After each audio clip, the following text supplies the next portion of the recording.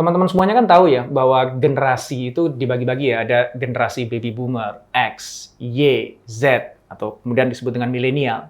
Ternyata teman-teman semuanya, pembagian generasi itu nggak pas untuk Indonesia. Untuk Amerika, di negara asalnya, ya itu pas.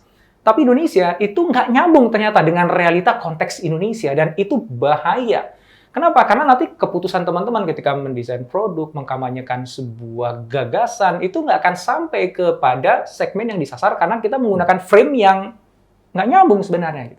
Nah, kali ini kita ditemani oleh sahabat saya kembali, Dr. Muhammad Faisal. Beliau adalah co-founder dan juga executive director dari Youth Laboratory Indonesia, yang bukunya Generation V itu luar biasa, dan juga buku kedua ya, yang berjudul Kembali ke Akar. Generasi Kembali ke Akar. Generasi Kembali ke Akar. Dan kita akan kupas di mana letak salahnya dan harusnya seperti apa khusus konteks Indonesia, dan tentu saja gimana itu nanti kita akan aplikasikan untuk membantu teman-teman semuanya dalam mengenali anak-anak muda di Indonesia, dan juga nanti menyesuaikan produk bisnis ketika memang Anda menyasar sesuai dengan generasi yang kategorinya lebih benar untuk Indonesia.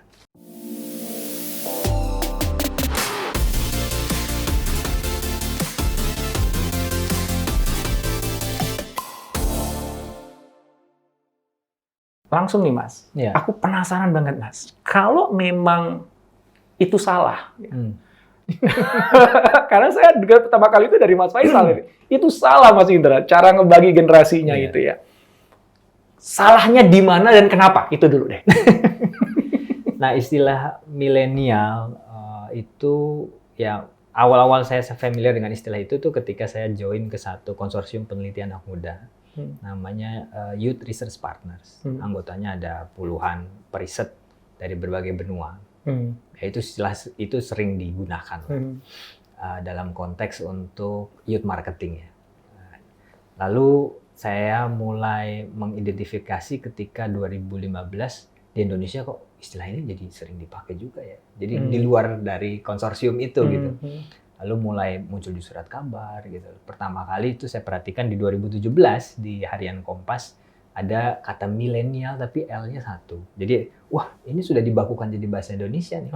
Artinya ini sudah dianggap sebagai jadi realitas di Indonesia bahwa ada satu generasi yang disebut milenial dan mereka berbeda.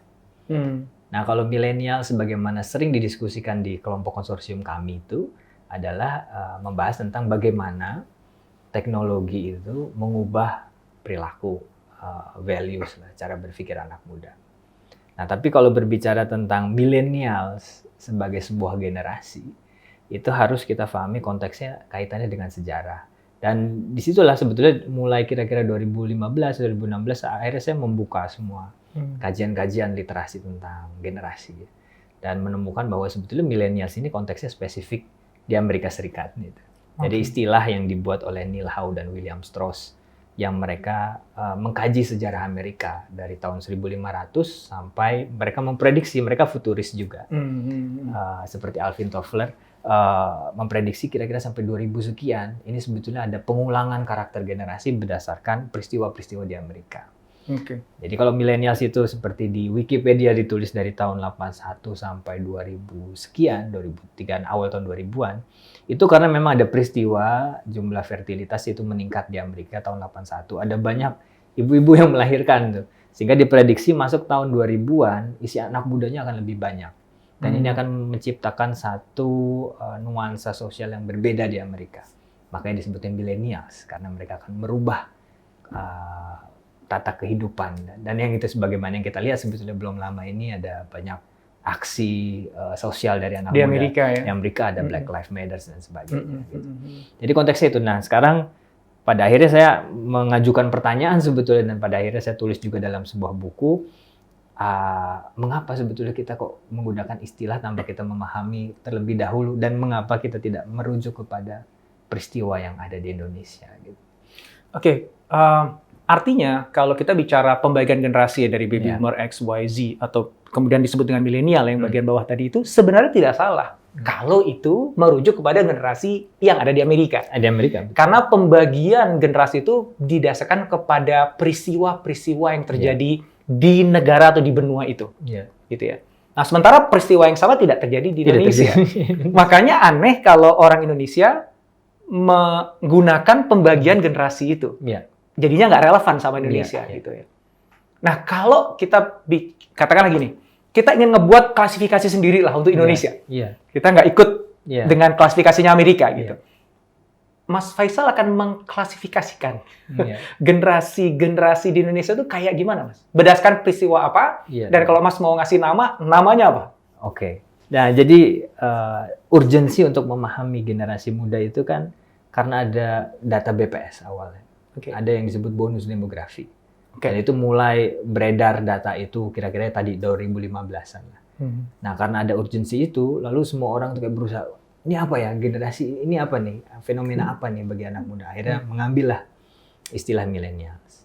Nah, sebetulnya Indonesia itu kan sebetulnya aku menyebutnya youth-centered society, ya. Masyarakat bersentera pada anak muda. Indonesia lahir kan dari Sumpah Pemuda, Mas. Iya, betul. Dari anak-anak muda terpelajar yang pada akhirnya mengimajinasikan konsep Indonesia. Jadi Indonesia itu sebuah konsep imajiner anak muda. Ya. Sebelumnya itu Indonesia masih terpecah belah ya? Terpecah Ada belah. Yong Sumatera, Iya. Yong Sunda, apa gitu Iya. ya? Oke. Nah, jadi pada akhirnya, wah kita berarti harus mundur lagi ke belakang. Saya pada akhirnya membaca lagi literatur sejarah, menemukan bahwa titik critical moment ya pemisahnya itu generasi muda pertama 1901. Politik etis ketika anak-anak muda Bumi Putra itu diizinkan untuk bersekolah. Mereka belajar tentang revolusi industri, kapitalisme itu apa, sosialisme apa, republik itu apa. Lalu mereka memerdekakan Indonesia. Mereka berimajinasi bahwa kita harus ini konsepnya ada satu republik nih, ada satu bangsa kita sebangsa sendiri yang berdaulat, Indonesia. Lalu muncul generasi kedua nih. Generasi kedua ini generasi Sohokgi, ada juga generasi Bung Tomo yang tidak jauh juga terpautnya. Yang ini lebih radikal nih. Ya, lebih radikal dalam arti mereka berani beraksi dalam kelompok besar untuk membuat perubahan. Nah, ini layer kedua beriringan dengan peristiwa munculnya aktivisme global ya. Jadi lagi tumbuh mekarnya sosialisme di dunia itu. Nah, ini yang lahir angkatan 66 gitu. Lalu kita masuk ke era Orde Baru, angkatan ini semua memutuskan mayoritas menjadi politisi full time kan ya.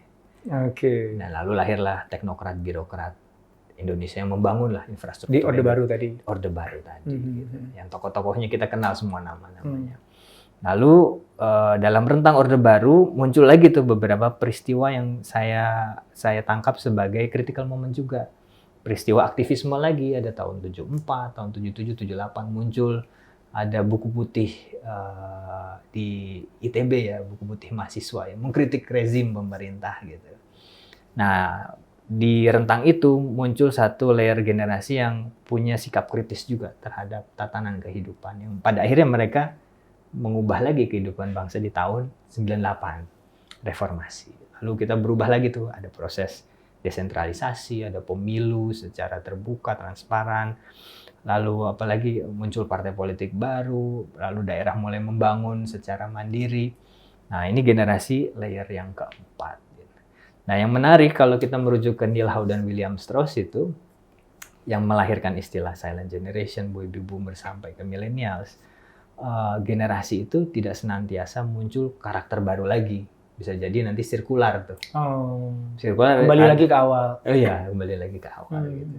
Jadi kayak bisa di Amerika Serikat muncul generasi yang sekarang aktivismenya lebih kuat. Itu sebetulnya perwujudan generasi lama nih karakternya, tapi berulang karena konteksnya peristiwa kehidupannya itu mirip dengan peristiwa dulu juga.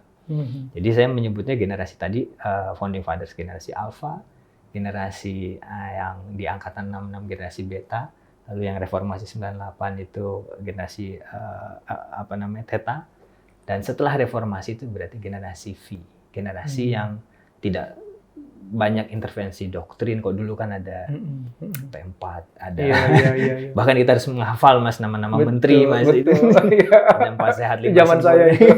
4 sehat 5 sempurna. Ini enggak. Mereka tumbuh besar di era transisi tanpa ada satu narasi anak muda yang kamu harus seperti apa. Jadi sekarang muncul karakter generasi yang sangat berwarna-warni. Aspirasinya dari wirausaha. Kita ingat dulu, saya ingat sekali dulu wirausaha tuh nggak ada tuh anak muda pengen niru wirausaha. Dan orang tua juga nggak mau anaknya jadi wirausaha. Nggak mau wirausaha. Jadi sekarang muncul aspirasi, values dan perilaku yang berbeda. Nah ini yang saya sebut, oke, kalau di luar sekarang bicara milenial, berarti di Indonesia generasi V, yaitu generasi, itu singkatan dari pengubah Indonesia, yang mereka merasakan ini transisi setelah reformasi 98. Berarti pada saat reformasi terjadi di 98 itu mereka usia berapa tahun? Usia remaja. Karena usia remaja ini menjadi penting. Nah ini lagi-lagi banyak juga yang mengartikan atau mendefinisikan sebuah generasi berdasarkan tahun lahir. Sedangkan kan kita tidak lahir dengan satu karakter dan sudut pandang tertentu. Karakter dan sudut pandang dan nilai-nilai itu baru kita serap di usia remaja. Jadi kalau kita ingin bagi generasi itu harusnya titik potongnya pada saat dia remaja. Karena pada saat itulah terbentuk karakternya dia. Betul, terbentuk karakter. Yang kalau menurut riset psikologi modern dari Robert Sternberg pun mengatakan bahkan di remaja itu ada perubahan kimiawi di otak. Jadi kalau sekarang kan riset psikologi itu lebih ke arah neuroscience. Jadi kalau Mas Indra dulu sukanya musik rock gitu, ada sesuatu di otak saya secara kimia gitu ya. Kimiawi itu nanti akan cenderung suka terus itu dengan musik yang bernuansa rock. Gitu. Setelah V apa Mas? V itu berakhir kapan? Nah berakhir kapan tergantung peristiwa. Nah saya mengidentifikasi COVID-19 ini sebagai ini ujung dari V. Ujung dari V. Kenapa Mas? Karena ini mengubah tatanan kehidupan. Jadi ada satu generasi yang remajanya jadi sekarang lagi remaja. Sekarang lagi remaja, yang ketika dia lulus dari SD ke SMP, dia tidak merasakan bangunan fisik sekolah, tidak berjumpa langsung gurunya melalui Zoom gitu kan. Ada yang lulus kuliah lalu dia harus foto wisuda dengan orang tuanya secara virtual. Mereka mengalami satu zaman dan nuansa yang berbeda yang ini akan mengubah karakter mereka. Mas kasih nama generasinya apa? Saya cenderung menamakan mereka Neo Alpha karena saya yakin mereka akan menjadi karakter generasi yang menyerupai generasi founding fathers. Oh, Soekarno, Hatta gitu. Yeah. Mereka akan memiliki karakteristik seperti founding fathers Indonesia. Yeah. Wow. Apa yang membuat Mas yakin bahwa mereka akan punya apa indikasi-indikasinya gitu Mas ya? Indikasinya ya kalau dari riset saya menemukan sepanjang riset saya longitudinal terutama antara rentang kira-kira 2013 ya sampai 2019 2018 akhir gitu. Banyak ruang-ruang kolektif. Ruang-ruang kolektif itu tempat kumpul anak muda yang biasanya mereka minjem garasi temannya atau ada loteng rumah temannya lalu diisi barang, furnitur, buku-buku. Setiap minggu mereka kumpul, diskusi buku-buku yang sangat serius ya. Wow. Lalu biasanya ada acara musik kecil-kecilan, micro gig menyebutnya dengan amplifier kecil gitu. Lalu semuanya serba untuk kebersamaan. Dan itu saya temukan di Sumatera, di Makassar gitu. Bahkan di Kalimantan pun juga ada, di Jawa itu banyak sekali. Dan ini pemandangan aneh menurut saya di tengah globalisasi, di tengah mereka jadi punya klik-klik sendiri klik sendiri. Dan itu salah satu bentuk protes mereka terhadap gegap gempita sosial media bahwa mereka merasa ini sudah jenuh juga dengan berbagai kultur sosial media, semua yang konten-konten viral itu. Mereka ingin sesuatu yang lebih grounded. Mereka ingin memahami tentang daerah mereka, isu-isu di sekitar mereka seperti apa. Nah, kalau secara sejarah, literasi sejarah, kita bisa ingat misalnya dulu Bung Karno lahir 1901 kalau tidak salah. Dan itu di tengah satu perubahan zaman yang seperti kita alami. Kalau sekarang kita kan ke arah meta, ke arah AI gitu. Kalau dulu ke arah revolusi industri dari produksi di pabrik gitu, lewat mesin uap ke arah transportasi. Kan pembuatan jalur kereta dan sebagainya. Dan mereka juga ngalamin pandemi, Mas. Jadi, Spanish flu. Iya betul. Jadi Bung Karno, Bung Hatta itu ketika remaja mengalami inkubasi seperti generasi sekarang. Iya, baru ngaku ya. Keadaan pada saat Bung Karno dulu remaja itu sama dengan hampir sama. Iya. Jadi tengah perubahan revolusi industrinya sama. Kalau kita mungkin ke arah digital, lalu kalau mereka juga ke arah transportasi. dan mereka mengalami pandemi. Dan pandemi ini menjadi penting. Kenapa? Karena kalau kita berkaca ke tokoh-tokoh founding fathers, mereka inkubasinya itu selama pandemi melahirkan gagasan-gagasan besar. Gitu. Oh, ya, dan muncul empati yang lebih luar biasa setelah pandemi. Nah itu ya, kayak misalnya di Amerika Serikat itu ada istilah Fauci effect ya, kan ada Dr. Fauci itu ahli kesehatan ya, konsultan yang dari White House. Fauci effect itu adalah ketika 2020 jumlah mahasiswa yang mendaftar di ilmu kesehatan tuh naik pesat. Jadi anak muda semua pengen berkontribusi terhadap kesehatan dunia gitu, menjadi lebih baik gitu. Nah, saya melihat nih generasi Neo Alpha ini karena begitu banyak masalah dunia saat ini, ada pandemi, ada climate change, lalu sekarang juga ada perang gitu kan yang sedang berlangsung gitu. Mereka akan mengambil pilihan-pilihan tidak sepragmatis generasi sebelumnya, tidak seperti saya gitu kan. Kalau saya dulu memikirkan, wah karir saya bagaimana? Cari duit aja lah gitu ya. Saya ke usia berapa saya bisa nikah, beli mobil, beli rumah gitu kan. Cari stability gitu ya. Iya. Oke. Ini akan muncul satu generasi pejuang. Yang lebih empatis, yang lebih berpikir lebih besar, lebih konteksnya lebih luas gitu. Kalau saya sih melihatnya seperti itu. Wow. Keren. Wow. Speechless langsung saya nih ya. Itu generasi anak-anak saya itu kan, berarti kan. Oke, saya ingin mengeksplorasi nanti apa yang harus kita lakukan sama si generasi Neo Alpha ini. Karena saya sendiri juga sebagai orang tua yang anaknya Neo Alpha, itu pengen juga mensupport mereka. Tapi sebelum sampai ke sana, Mas, why does it matter? Kenapa sih kok penting kita mengklasifikasikan generasi itu dengan benar, sesuai dengan konteks di mana mereka berada. Jadi kalau tadi di pembukaan saya cerita bahwa kita ini salah nih kalau menggunakan silent generation, baby boomer, XYZ gitu, karena nggak nyambung sama Indonesia gitu ya. Why does it matter itu? Kenapa sih kita harus mengklasifikasikan generasi itu dengan benar gitu, Mas? Efeknya apa kalau kita salah mengklasifikasikan mereka? Ya kalau secara praktisnya kampanye, messaging gitu atau produk yang kita tujukan bagi generasi ini ya bisa tidak tepat. Nah kalau saya lihat misalnya sekarang ada secara sederhana, terutama instansi pemerintah gitu, melabel generasi ini milenial. Lalu kebutuhannya apa? Mereka kaitkan dengan revolusi industri 4.0 gitu kan. Dan bahwa misalnya anak muda berarti mereka butuh belajar lebih banyak digital, butuh lebih banyak disupport inkubasi startup misalnya. Nah, jadi lupa bahwa karakter generasi kita itu perjalanan historisnya berbeda, tempat di mana kita tinggal berbeda, dan di Indonesia itu multi etnik. Jadi tidak semua anak muda kita itu ingin sebetulnya bekerja di ranah digital. Dan ranah digital belum tentu fit dan belum tentu menjadi solusi bagi seluruh anak muda Indonesia. Karena platform utama kita, ini kan makanya kita suka keluar dari konteks gitu. Di Eropa atau di Amerika Serikat itu tidak punya kekayaan mega biodiversity seperti di Indonesia kan. Jadi mereka menjadikan revolusi industri baik yang sekarang 4.0 maupun di era awal itu mesin uap sebagai solusi karena mereka tidak punya kekayaan alam yang harus di-manage seperti kita. Kita punya semuanya gitu. Dan kita tumbuh besar dari generasi ke generasi untuk mengenal sebetulnya, untuk dekat dengan alam kita. Sebagai contoh nih Mas Indra nih ya. Kira-kira 2008, 2009 itu gelombang kopi kita masuk kan pertama kali gara-gara ada Starbucks pertama buka tuh di Bundaran HI di GI kok tidak salah ya. Lalu muncullah kopi-kopi artisan. Lalu jadi tuh, wah ternyata kopi kita enak gitu. Terus lalu muncul lagi V60 dibuat lagi dieksplorasi lagi.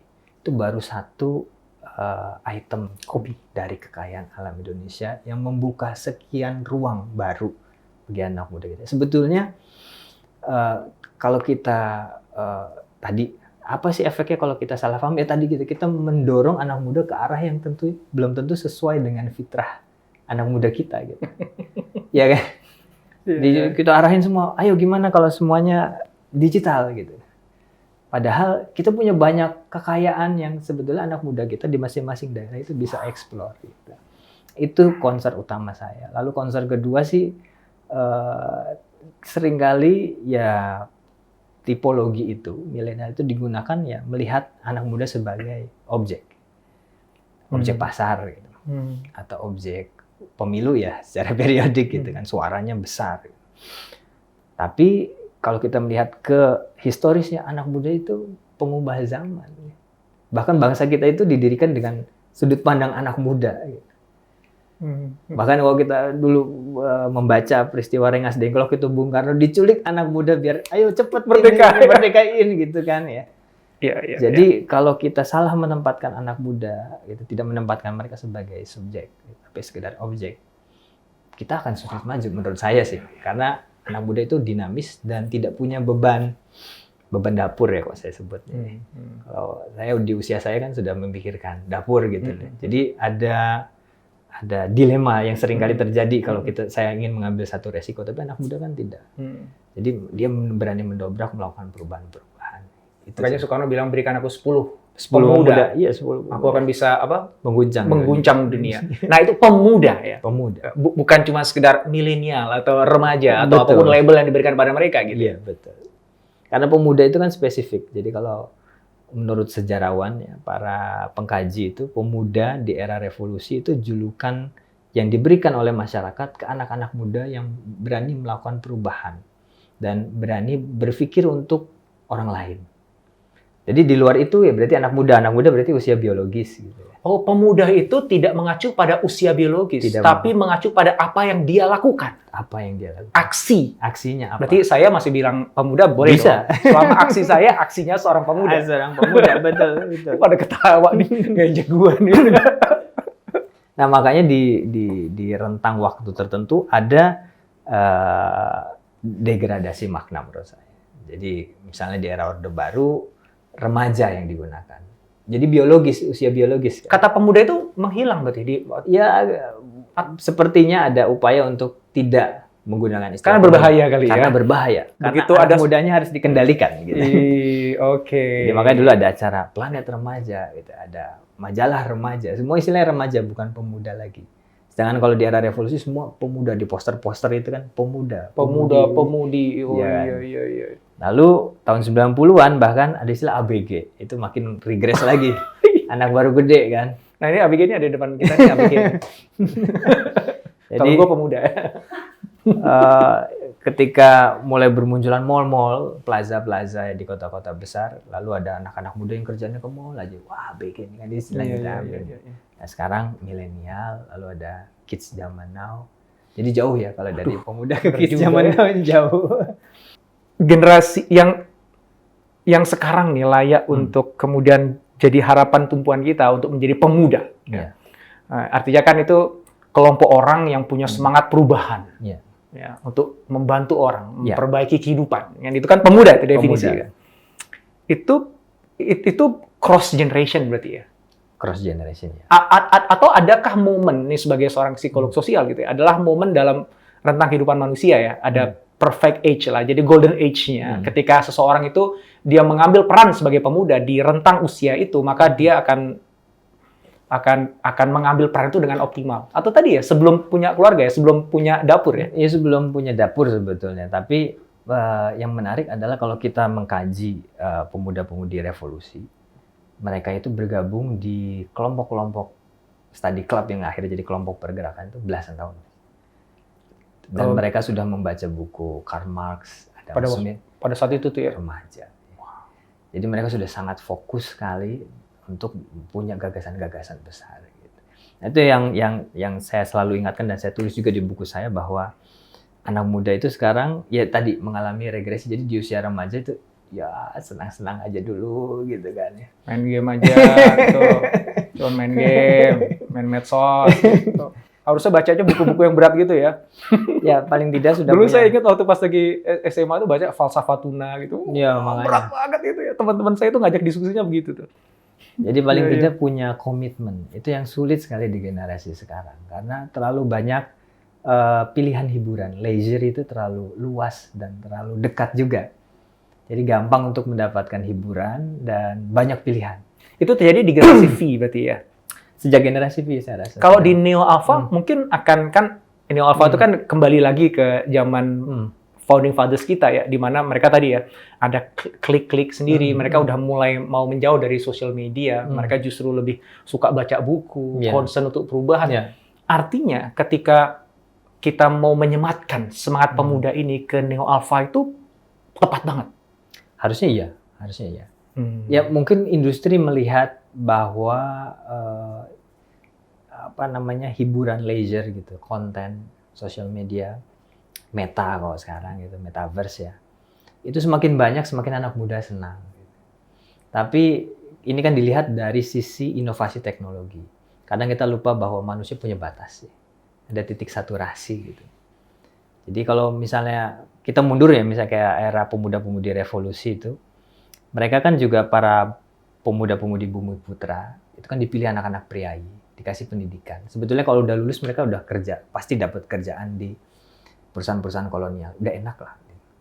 Tapi semakin mereka belajar, semakin mereka merasa tidak nyaman dengan kondisi Indonesia bangsa itu seperti apa.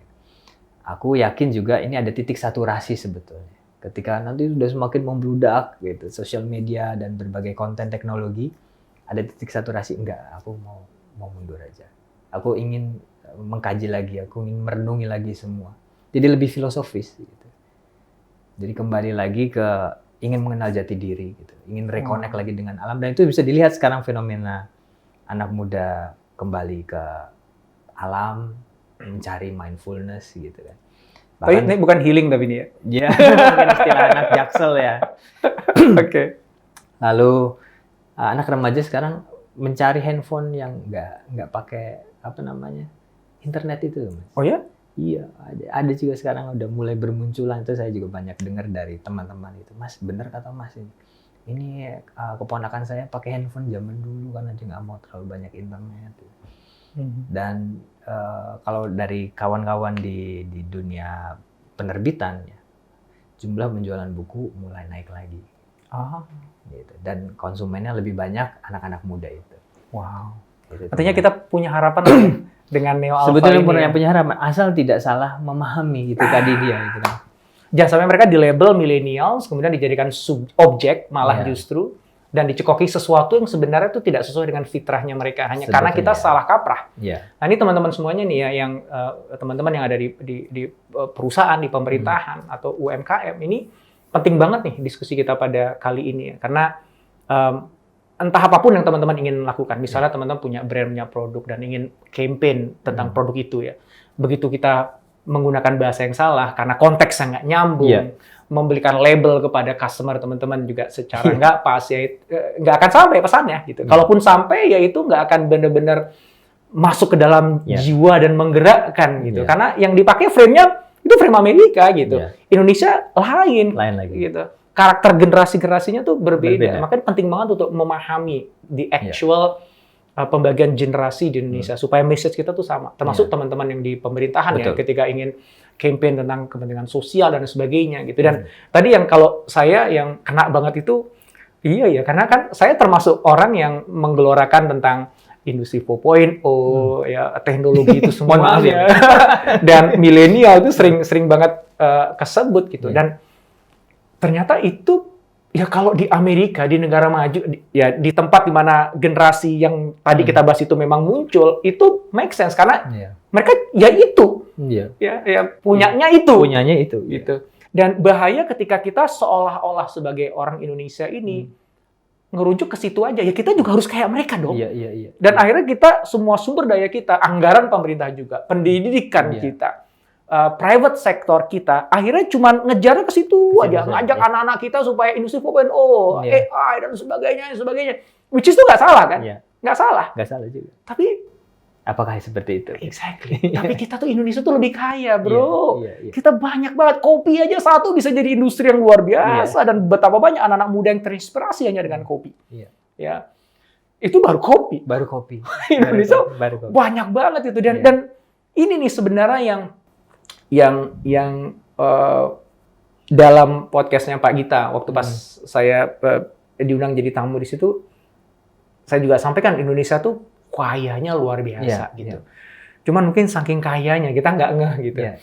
Ya kan orang kalau udah lahir dengan uang, mereka kan bilang bahwa money doesn't matter kan gitu. Yeah. Uang tuh nggak ada masalah. Ya lo lahir dengan uang gitu. Kalau lo nggak punya uang, money doesn't matter gitu. Sama gitu ya. Dan akhirnya kita lebih slow ngeliat luar. Wah di luar sana ternyata keren gini-gini dan kita berpikir itulah yang keren. Gitu. So mungkin akhirnya kita perlu mendefinisikan tentang kerennya Indonesia itu. Jadi Betul. yang membuat kita jadi orang keren di Indonesia bukan semata-mata orang yang katakanlah tadi ya industri 4.0 aja gitu. Tapi ya tadi kita main di kopi, kita banyak banget lah ya Banyak banget. kekayaan alam di Indonesia dan sebagainya. Wow. Nah ini teman-teman mudah-mudahan sudah mulai ngeliat ya betapa ketika saya tadi ngajukan pertanyaan di awal ya, why does it matter? Kenapa sih penting gitu loh? Itu kan cuma sekedar pengkategorian generasi doang. Ternyata enggak bro gitu. Ternyata ini efeknya panjang. Termasuk yang aku suka banget di Mas itu adalah kita harus bisa melihat pembagian generasi kita khususnya V atau nanti ada Neo Alpha sebagai subjek gitu tadi. Sebagai subjek. Karena kalau kita ingin bangun bangsa ini, kita ingin melakukan perubahan yang berarti bagi negeri ini, sudah saatnya melihat mereka ya sebagai subjek. Subjek yang ada ruh kepemudaan atau kepemudian di dalam diri mereka. Dan sebetulnya ada satu lagi Mas, kalau boleh data tentang demografi dunia. Sekarang itu kan kita bonus demografi nih, sedang berjalan nih Mas. Yang sedang berjalan juga Afrika dan Timur Tengah. Timur Tengah itu bonus demografinya kemarin jadi gejolak, muncullah Arab Spring itu. Nah, Amerika Serikat, Eropa, Rusia itu sebetulnya menua karena dalam 10-20 tahun terakhir mereka memutuskan untuk nggak punya anak. Jadi yang lagi muda itu Indonesia, Afrika dan Timur Tengah. Gitu.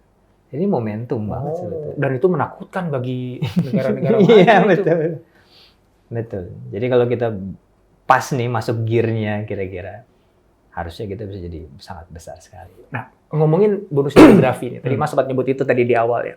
Bonus demografi itu kan bisa jadi pisau bermata dua ya. Iya. Artinya kalau kita tepat memanfaatkannya itu akan membuat Indonesia eksponensial bertumbuh. Tapi kalau kita miss their opportunity, itu bahkan bisa bukan efeknya sekedar kita kelewatan ketinggalan kereta, bukan cuma itu Mas ya. Tapi itu bisa mendegrade negeri ini. Bisa degrade, betul. Boleh nggak Mas dijelaskan tentang hal itu Mas? Ya kalau berdasarkan risetnya Mas ya. Iya, kalau kajian tentang revolusi itu selalu kaitannya, kalau sekarang ya, menurut Jack Goldstone itu kaitannya dengan demografi. Semakin banyak anak muda sebetulnya itu semakin riskan bagi sebuah tatanan sebuah negara. Karena anak muda itu penuh agitasi ya, harus bisa tadi itu menemukan ruang yang tepat, menemukan profesi yang tepat, aktivitas yang tepat. Gitu. Nah, makanya tadi menjadi penting sekali nih memahami generasi muda Indonesia itu di label sebagai apa, karakternya sebagai apa, posisinya sebagai objek atau subjek. Karena kalau salah, itu tadi bisa muncul konflik. Karena agitasi anak muda ingin punya ruang lebih. Ingin juga memimpin, ingin melakukan perubahan. Di Arab Spring kan juga fenomenanya itu awalnya sebetulnya. Fenomena ketenaga kerjaan, fenomena pengangguran, anak muda turun semua ke jalan, akhirnya jadi muncul konflik dalam negeri. Seperti itu. Nah di kita sebetulnya kalau kita tepat nih, memahaminya dulu sih sebetulnya, bisa jadi gerakan hebat. Karena apa ya? Ya kita lihat misalnya Korea gitu. Korea Selatan itu dalam 10-20 tahun terakhir mereka mengidentifikasikan dengan tepat generasi mudanya. Lahirlah inovasi ekonomi kreatif yang wujudnya Hallyu, K-pop itu. Nah, kita harus mengidentifikasi dulu secara internal sebetulnya. Alih-alih cepat-cepat mengambil konsep dari luar gitu. Ini aja gitu kan, ini aja gitu. Kita identifikasi dulu anak muda kita sebetulnya kekuatannya apa, lalu jadikan subjek ya, mereka yang lead lah perubahan, sama seperti di Korea Selatan kan yang lead anak muda juga. Wow.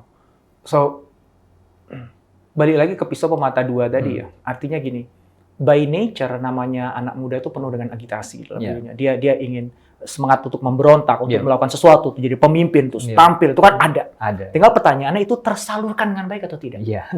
Ya. Kalau itu tersalurkan dengan baik, kita berikan panggungnya, pekerjaannya tersedia, support sistemnya ada, sehingga akhirnya semua energi yang membuncah itu masuk ke jalur-jalur yang memang tepat, jadinya Korea Selatan. Gitu betul. Kan? Betul. Tapi kalau ternyata itu tersumbat, nggak ada panggungnya, nggak ada support sistemnya, ya energinya tetap akan keluar kan. Cuman keluarnya jadi ke tempat yang nggak baik. Akhirnya ada konflik sosial itu akan terjadi dan lain sebagainya. Disitulah letak pisau bermata duanya. Dan Indonesia ini kan sampai 2030 atau 35 tuh. Kira-kira bisa stretch sampai 35. Sampai 35 stretch saya untuk bonus demografi. Kita ada di crucial moment berarti sekarang. Untuk itu ya. Terakhir Mas.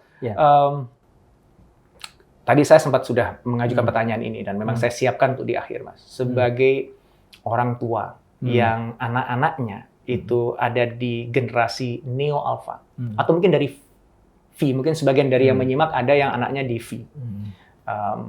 Dan sebagian besar mungkin anaknya masih di neo alpha. Atau gini, yang nonton mungkin sekarang generasi V ini justru ya. Atau orang tua yang anaknya neo alpha. Sarannya Mas apa? Supaya kami bisa ngambil peran paling optimal. Baik teman-teman sebagai generasi V yang sedang menyimak ini, atau teman-teman orang tua dari anak neo alpha. Saya banyak mengambil inspirasi sebetulnya dari generasi founding fathers. Dan saya yakin orang tua di era itu menyiapkan anak-anaknya untuk menjadi orang-orang yang berpikir besar. Nah sekarang orang tua itu tantangannya adalah sebetulnya kan adanya kompetisi sosial.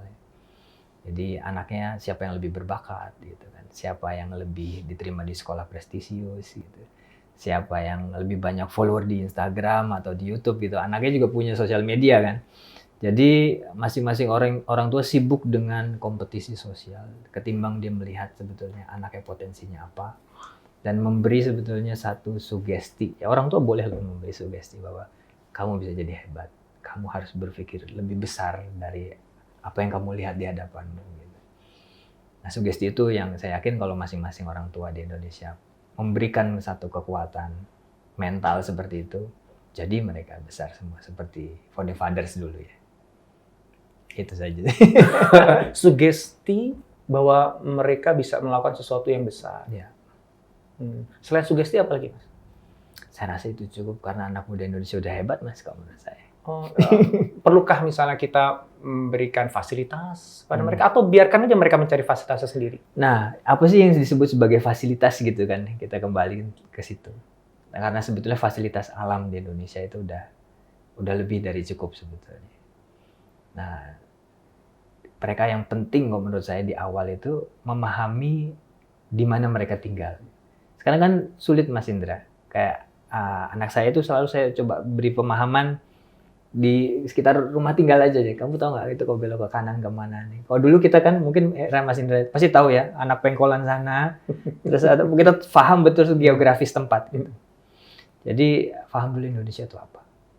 Indonesia seberapa hebat itu. Jadi muncul rasa cinta. Buat mereka memahami. Itu. Jadi kalau saya menyebutnya fasilitas itu kayak dulu seperti Sumpah Pemuda. Itu kan ada cross transaksional ilmu ya, knowledge. Itu sebetulnya menurut saya fasilitas. Jadi kalau saya selalu melihat Bhinneka Tunggal Ika itu bukan sekedar istilah untuk toleransi, berbeda-beda tapi sama. Tapi Bhinneka Tunggal Ika itu sebetulnya adalah rumus inovasi, Mas. Ya kan? Jadi kalau misalnya anak muda di Bali itu yang pintar memahat, pintar berkesenian, ditularkan kemampuan seninya ke anak. Misalnya di Kalimantan punya kemampuan apa, ditularkan itu. Saya aja kalau membayangkan itu suka merinding sekali. Dahsyat sekali jumlah permutasi inovasi itu. Jadi kalau kita berpikir fasilitas itu, kita berpikir lagi-lagi tadi itu dengan paradigma dari luar negeri bahwa di luar negeri itu industri itu butuh fasilitas. Dengan fasilitas itu baru bisa lahir inovasi gitu. Padahal Indonesia sebenarnya ya sekitar kita tuh udah jadi fasilitas. Cuma nggak kita pakai gitu ya. Itu udah fasilitas. Wow, benar juga itu. Gitu. Jadi permutasi itu yang sebetulnya menghasilkan inovasi. Jadi saya selalu itu tadi sugesti itu menjadi kuat karena kadang-kadang anak muda sekarang pesimis melihat apa yang di sekitarnya. Harus diberikan sudut pandang lebih luas betapa hebatnya, betapa kayanya Indonesia. Dan ketika kombinasi antara pemahaman akan betapa kayanya Indonesia dan sugesti positif kepada si anak itu cukup untuk ngebuat si anak itu bergerak menjadi pemuda tadi atau pemudi tadi. Cukup menurut saya. Baru nanti mereka bisa menerjemahkan teknologi, revolusi industri, fasilitas itu dengan cara mereka sendiri. Malah jangan kita dikte ya. Jangan didikte menurut saya. Biarkan mereka jadi subjek yang menemukan caranya sendiri. Menemukan caranya sendiri. Gitu. Oke, itu kalau untuk orang tua yang anaknya neo alpha. Ya. Nah, sekarang bagi yang teman-teman yang menyimak ini yang generasi V. Jadi teman-teman yang remajanya waktu itu terjadi reformasi. Ya. 98 itu remajanya gitu ya. Sampai menjelang sekarang ya. Apa saran untuk teman-teman nih yang mereka yang sekarang generasi V? Generasi V itu berarti sekarang kan udah mungkin di karirnya sudah naik ke level tertentu, udah mulai menjadi orang tua muda ya. Apa ya, kalau saran saya ya karena ini kita mengalami pandemi sebagai critical moment dan kita sedang berada di era bonus demografi. Sebetulnya kunci bagi generasi V itu pada saat ini menjadi mentor bagi generasi Neo Alpha. Dan terutama menciptakan lapangan pekerjaan. Karena ada 2 layer ini kan ya. Ada layer generasi V sebagai job maker. Dan ada generasi Neo Alpha sebagai pencari pekerjaan. Gitu. Nah saya lihat karena era generasi saya itu kan ya. Banyak terpengaruh sudut pandang kompetitif ya. Kompetisi ekonomi. Saya ingat waktu krisis ekonomi 98. Lalu setelah itu banyak sekali muncul buku-buku tuh. Buku-buku motivasi, buku-buku self-help gitu kan. Yang sangat individual konsepnya gitu. Jadi kita menjadi generasi yang sangat individualis dan kompetitif gitu. Ada sisi positifnya, tapi kembali ke roots karakter generasi muda Indonesia kan kolektivis ya. Kita kalau bahagia itu bareng-bareng Mas. Kalau sukses itu bareng-bareng. Kalau sukses sendiri aja itu nggak ada tuh. Kalau di kampus atau di sekolah itu biasanya ada anak yang high achiever itu. Wah, kerjanya jawab terus, bahkan di sana kan. Jadi ada nuansa kolektivis nih kita. Jadi bagi generasi V itu ya menjadi lebih kolektif satu sama lain gitu. Dan menjadi job maker. Jadi membuka usaha, membuka peluang kerja, tidak hanya memikirkan diri sendiri. Karena sekarang mudah ya Mas, jadi sukses sendirian tuh mudah banget. Banyak fasilitas ke arah sana. Tapi di Indonesia kita harus agak lebih luas berpikirnya. Wow, luar biasa. Thank you banget Mas. Thank you, very inspiring. Ya, you made me speechless. Ya, memang juga mau eksplorasi lagi. Thank you so much. Makasih. Terima kasih Mas.